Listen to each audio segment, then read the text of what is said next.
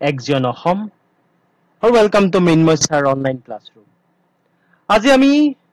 আহি পালোহি ৰে অপটিক্স পাৰ্ট 5 ৰে অপটিক্স পাৰ্ট 5 পোৱালৈকে আমি চাৰিটা পাৰ্ট ইতিমধ্যে কমপ্লিট কৰিলো আৰু বিভিন্ন কথা শিকি আহি পেলাই আমি আজি ৰে অপটিক্স পাৰ্ট 5 পালো আজি ৰে অপটিক্স পাৰ্ট 5 ত আমি বৰ বিশেষ কথা নপও কিছুমান সৰু সৰু কথা কিছুমান ডেফিনেশ্যন আমি আজি ডিসকাশন কৰিম আৰু ইতিমধ্যে আমি ৰে optics part 1 part 2 part 3 part 4 এই চাৰিটা পাৰ্টত আমি ৰিফ্লেকশন শেষ কৰিলো আৰু আজি পাৰ্ট 5 ত আমি আৰম্ভ কৰিম এটা নতুন শব্দ দ্যাটস কল্ড দা ৰিফ্ৰেকশন ওকে তো আমি এটা নতুন শব্দ আৰম্ভ কৰিম দ্যাটস কল্ড দা ৰিফ্ৰেকশন ওকে তো জুনে আজি মোৰ ভিডিওটো প্ৰথম চাইছা পাৰ্ট 5 যদি চাইছা তেতিয়া হলে ৰিকুৱেষ্ট কৰিছো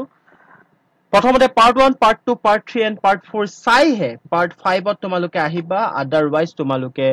বুজিবলে অসুবিধা পাবা সদায় আৰম্ভ কৰাৰ দলে এটা কোচ দি মই আৰম্ভ কৰিছো do not let yesterday take up too much for today আমি সদায় এটা কথা ভাবো যে কাইলৈ কৰিম হ'ব আজি দিনটো গলে মই কাইলৈৰ পৰা আৰম্ভ কৰিম আৰু সেই কাইলৈ দিনটো অসমীয়াত একদম খাতি অসমীয়াত অহাকালি দিনটো আজিলৈকে আহি নাপায়হি গতিকে অহাকালি বাদ দিয়া যোৱাকালি কি হৈ গল হেতু বাদ দিয়া আজি প্ৰেজেন্ট টাইম বৰ্তমান সময়ৰ পৰা কি কৰিব পাৰো তাক চিন্তা কৰা গতিকে হৈ যোৱা আৰু হ'ব এই দুটা ঘটনাৰ ওপৰত বৰ বিশেষ চিন্তা নকৰি যিটো ঘটনা আমাক বৰ্তমান প্ৰভাৱিত কৰিব পাৰে সেই ঘটনাটোৰ ওপৰতে গুৰুত্ব দি পেলাই জীৱনটোক আগবঢ়াই নিয়া সেই আশাৰে মই আৰম্ভ কৰিছো ৰে অপটিক্স পাৰ্ট 5 ৰিফ্ৰেকশন মই ৰিফ্ৰেকশনৰ প্ৰথমতে এটা ডায়াগ্ৰাম দিছো ৰিফ্লেক্টত কি হৈছিলে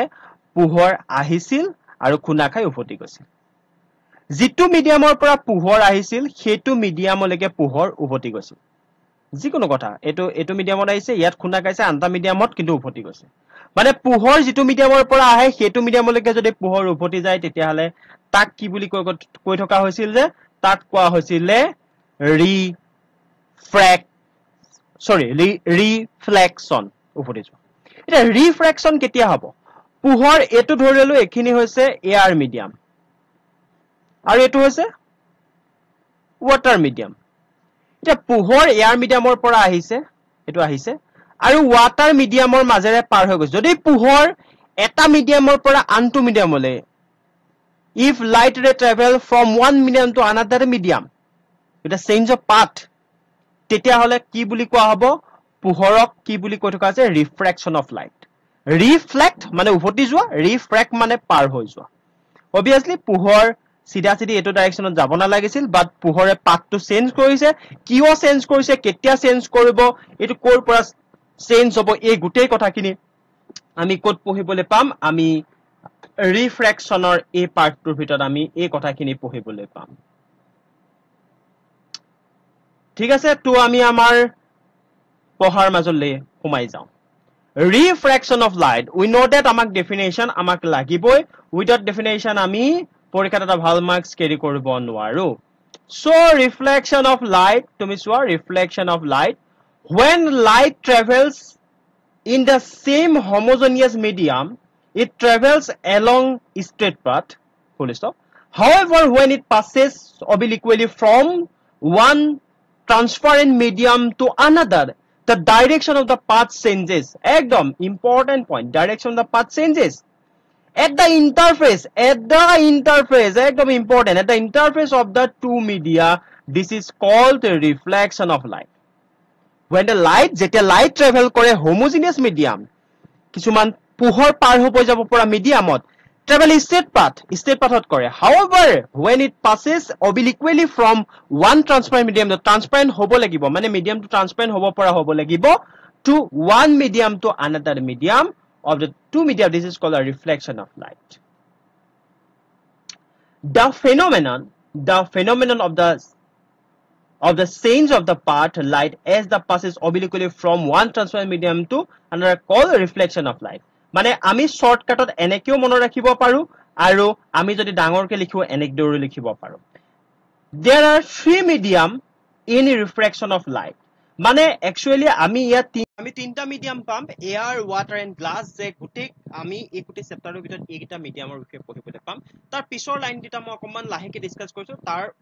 তাৰ পিছত আমি ৰিফ্ৰেকচনৰ কথাটো আচলতে বুজি লওঁ কি কৈছে তো ফাৰ্স্ট কথাটো হৈছে যে the path along which the light travels in the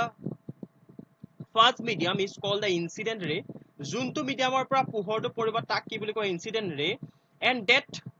in the second medium is called the refracted ray বুলি কোৱা হ'ব the angles which the incident ray and the refracted ray which the normal to the surface separation are called the angle of incidence and the angle of refraction ইয়াত তোমালোকৰ ডায়াগ্ৰামটো লেখাই থোৱা আছে এটো incident ৰে দেখুৱাইছে এটো নৰমাল দেখুৱাইছে আৰু এটো ৰিফ্ৰেক্টেড ৰে দেখুৱাইছে এটো এয়াৰ মিডিয়াম এটো গ্লাস মিডিয়াম মই এখিনটা ডায়াগ্ৰামটো অকমান আকি পেলাই দেখুৱাই দিছো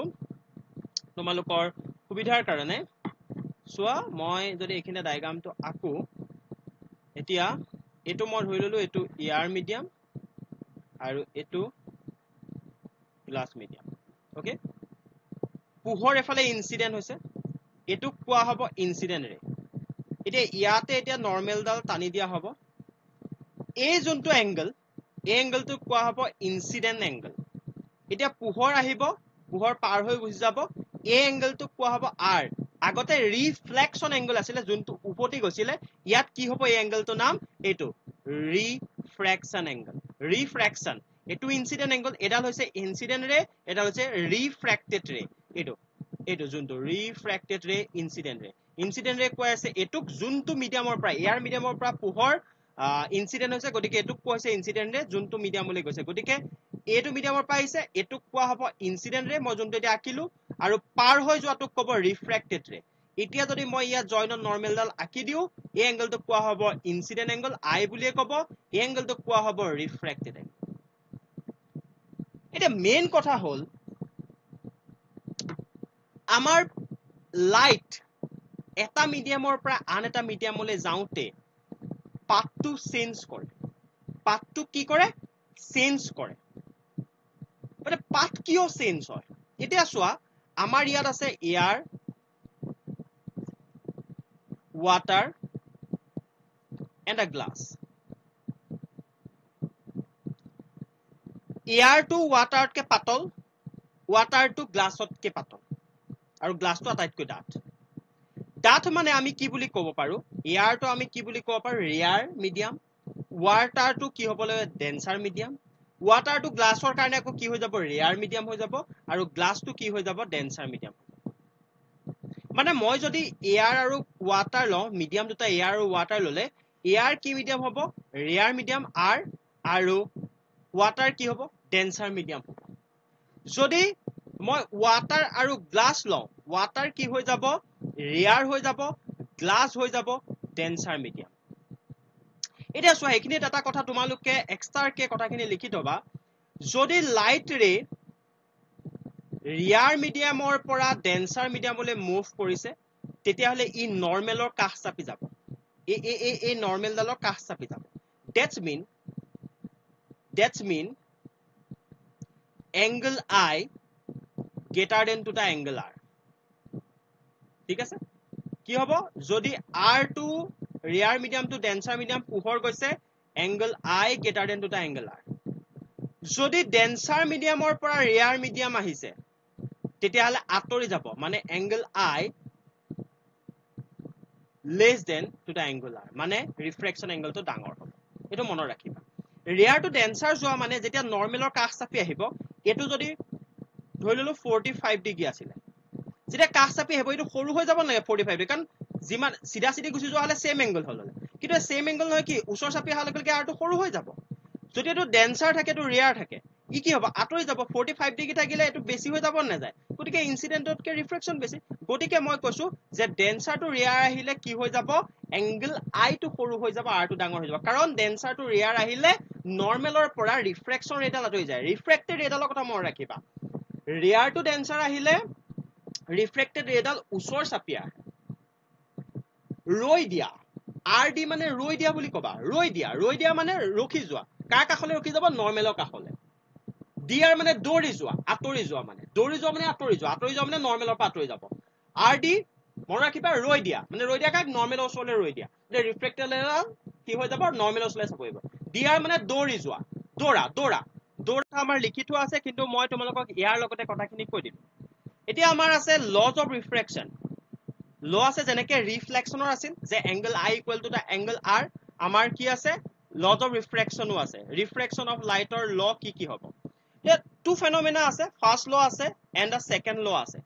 ফাৰ্স্ট লটো কি কৈ আছে যে দা ইনসিডেন্ট ৰে and the refracted ray and the normal interface of the point of incidence lie in the same plane obviously আমি জানো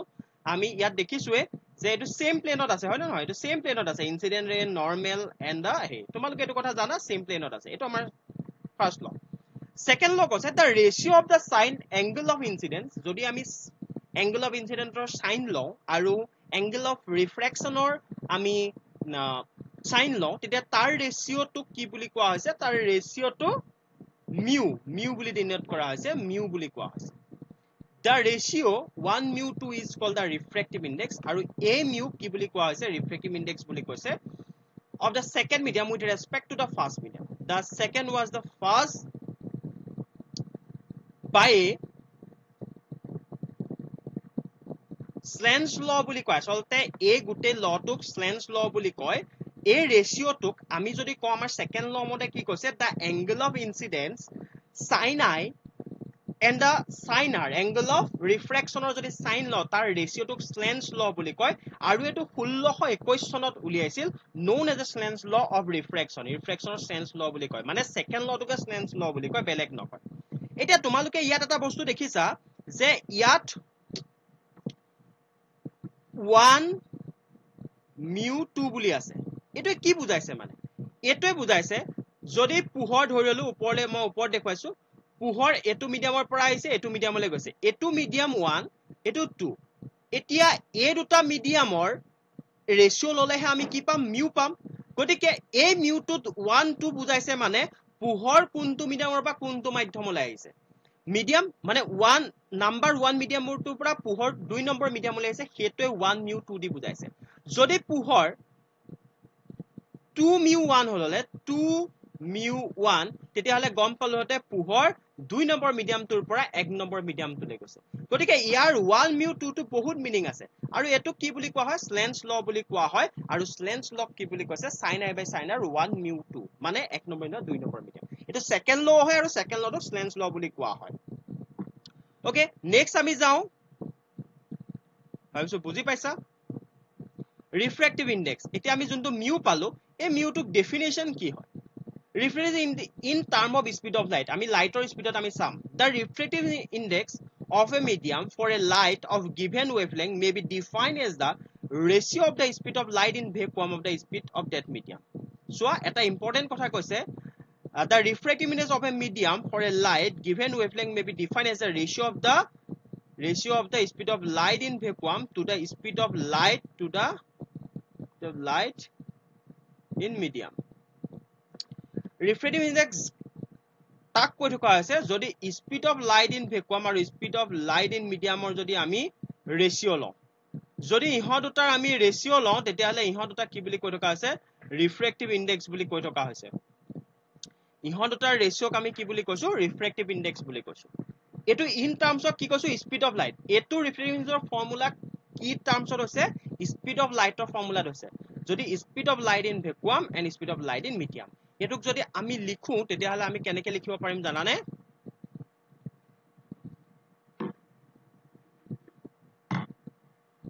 মিউ ইকুয়াল কাৰণ কি বুলি বুজাই আছে স্পিড অফ লাইট ইন ভ্যাকুয়ামত আমি কি বুলি লিখো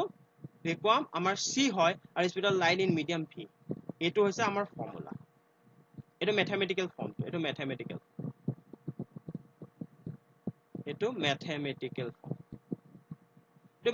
ফৰ্ম গতিকে আমি এটা কথা গম পালো এই refractive index in terms of কিহত পাইছো স্পিড অফ লাইট যদি আমি speed of light in vacuum and speed of light in মিডিয়ামৰ আমি ৰেশিও লওঁ তেতিয়া তাক refractive index in term of light বুলি কৈছে ওকে ইয়াত চোৱা ৰিফ্ৰেকশন দেখুৱাইছে ডিফাৰেন্ট ধৰণৰ ৰিফ্ৰেকশন কিছুমান দেখুৱাইছে refraction of a light from rarer to denser and from no refraction of the normal incidence যদি সিধা সিধি পোহৰটো আহে তাৰ কোনো নৰ্মেল ডালৰ ডাইৰেকশনত যদি পোহৰ আহে তাত কোন ধৰণৰ মানে ৰেয়াৰ টু ডেন্সাৰ হলে কোন ধৰণৰ চেঞ্জিং নহয় চিধা চিধি কলে যদি এনেকুৱা এংগল কৰি আহে তেতিয়া হলে চেঞ্জিং হ'ব যদি সিধা সিধি এনেকে আহিছে এই যোনটো সিধা লাইনটো এনেকে টানি দিয়া হৈছে তেতিয়া সিধা সিধি আহিলে একো নহয় যদি এংগল কৰি আহে নৰ্মেলৰ লগত তেতিয়া হলে কি হ'ব ৰেয়াৰ আমি এই অবজাৰ্ভ কৰিছো অকমান আগত কৈ অহা কথাটোৱে কৈছো যে when the ray of light passes from optically rare medium to denser medium towards the normal তেতিয়া হলে r less than I shown in figure if the light ray from optically denser to rare medium তেতিয়া হলে r greater than to the I to as shown in figure a b দেখুৱা হৈছে a b দুইটাতে দেখুৱা হৈছে a ray of light traveling along the normal passes as shown in figure here এটো কৈছো তাৰ কোনো I নাথাকিব I r 0 হৈ যাব অকমান আগত কৈছো I ডাঙৰ হ'ব r সৰু হ'ব যদি I টো ডাঙৰ হৈ কেতিয়া যাব যেতিয়া rare medium to dancer medium যাব আৰু যদি ডেন্সাৰ টু ৰেয়াৰ হয় তেতিয়া হলে I সৰু হ'ব r ডাঙৰ হ'ব সেইটো কথাকে ইয়াত কোৱা হৈছে ইয়াত সেইটো কথাকে কৈছে ইয়াত এটো কথাই কৈছে ইম্পৰ্টেন্ট পইণ্ট এটো মুখস্থ কৰিব নালাগে বোলে কোনোৱে মুখস্থ কৰি মই কৈছো ৰৈ দিয়া মানে নৰমেলৰ কাছ চাপা দৌৰি যোৱা dr ডেন্সাৰ টু ৰেয়াৰ ঠিক আছে আমি নেক্সট পেজত যাও আমি ৰিফ্ৰেক্টিভ ইনডেক্সত আমি কিহত পালো আমি in terms of speed of light পালো আমি in terms of wavelength তো পাব পাৰো এটা যে wavelength আমাৰ refractive index আমি কি mu equal c by v c this is the velocity of light in vacuum হয় গতিকে velocity of light in vacuum ক আমি lambda into nu বুলি লিখিব পাৰো এটো আমি কত পাই আহিছিলো wave ত পাই আহিছো ফাৰ্স্ট ইয়াৰ গতিকে lambda vacuum into nu and lambda medium into nu আমাৰ cancel যাব গতিকে কি থাকিব lambda vacuum by lambda medium মানে আমি রিফ্রেক্টিভ ইনডেক্সত আমি ইন টার্মস অফ আমি ওয়েভলেংথ টু লিখিব পাৰো ঠিক আছে and the refractive index relative refractive index মানে এটো ৰিলেটিভ কৰিব ইটোৰ লগত সিটো ৰিলেশন কৰিব the relative refractive medium with two request to medium 1 is defined as the ratio of the speed of light in light velocity in medium 1 and the speed of light velocity in medium 2 is denoted by 1 mu 2 মানে আমি যে কওঁ আমি ধৰি ললো ইয়াতে পোহৰটো 1 number মিডিয়ামৰ পৰা 2 নম্বৰ মিডিয়ামলৈ আহিছে আমি কি লিখিলো 1 mu 2 এটা যদি আমি ভেলোসিটি লিখো তেতিয়া হলে কি লিখা মিডিয়াম 1 ৰ ভেলোসিটি ডিভাইডেড বাই মিডিয়াম 2 ৰ ভেলোসিটি তাৰ ৰেশিও ললে আমি 1 mu 2 পাই গলো হেতুৱে মানে ইয়াত কোৱা হৈছে ঠিক আছে বেলেগ একো নাই যে 1 mu 2 and 1 mu 1 এটো কিন্তু ভালদৰে মনত ৰাখিবা ঠিক আছে কথাবিলাক একদম সহজ এটো আমি ফৰ্মুলা পাই দিছো ভেলোসিটি অফ যিকোনো লাইট ভেলোসিটি বা হেয়াৰ ওয়েভ ভেলোসিটি আমি কি বুলি কওঁ ওয়েভলেংথত যদি আমি চাও ইনটু নিউ দি পেলাই আমি কৰিব লাগে ঠিক আছে মানে new equal lambda equal v by nu আছিলে গতিকে এফালে নিউ টু এফালে গুছি আহিলে to factor which refractive index of a medium depends কি কি মানে মিডিয়ামৰ ওপৰত refractive index depend কৰে nature of the medium to nature থাকিব লাগিব কেনেকুৱা মানে গ্লাস ওয়াটাৰ কি হয় wavelength of the light কোনটো লাইট আমি ইউজ কৰিছো পাৰ হবৰ কাৰণে কেটো wavelength টো ইম্পৰ্টেন্ট কাৰণ দেখিছো আমি wavelength লাগিব টেম্পাৰেচাৰ লাগিব বস্তুখিনি temperature nature of the surrounding medium সেই সাৰাউন্ডিং কি মিডিয়াম আছে হেতু ইম্পৰ্টেন্ট গতিকে এইকেইটা ফ্যাক্টৰ ৰিফ্ৰেক্টিভ ইনডেক্স ডিপেন্ড কৰে সো ভাবিছো তোমালোকে আজি ভিডিওটোত বহুত বেসিক কথা শিকিবলৈ পাইছা আজি তেনেকুৱা ধৰণৰ হাই লেভেল কোনো নলেজ মই দিয়া নাই বেসিক কথাই কৈছো বেসিক নলেজৰ কথাই কৈছো গতিকে এই বেসিক নলেজ খিনি যদি তোমালোকে পাইছা ভাবিছা যদি ভাল লাগিছে এই বেসিক নলেজ খিনি ইউজ কৰিবা আৰু এই বেসিক নলেজ খিনি লৈ তোমালোকে বাকি আমাৰ ৰিফ্ৰেকচনৰ গোটেই কনসেপ্টটো আগবাই নি তো আজিলৈ ইমানতে বিদায় যদি তোমালোকৰ ভিডিওটো ভাল লাগিলে লাইক শেয়াৰ কমেন্ট কৰিবা আকৌ নতুন এটা ভিডিও লগ পোৱাৰ আশাৰে আজিলৈ বিদায় জয় অসম নমস্কাৰ জয় হিন্দ